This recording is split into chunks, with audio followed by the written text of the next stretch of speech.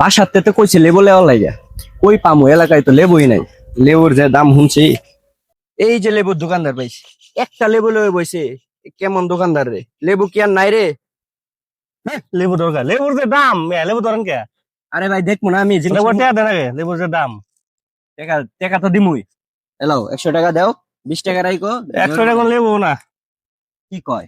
দুটি লেবু নিবার সাথে মোবাইলটা দিয়ে যান। হইন মে, হ্যাঁ, এই লেবুর লাগে মোবাইল দেবো কে ওই? এই লেবুর লেগে পুরা বাংলাদেশ মারামারি লেগেছে। আপনি মোবাইলটা দিয়ে যান আর লেবুটা নিয়ে যান। একটা লেবুর দাম কত? লেবু না, এটা ফল। এটা মনে করে হীরার মতোই দাম, হীরা হীরা, এই মনে করে হীরা।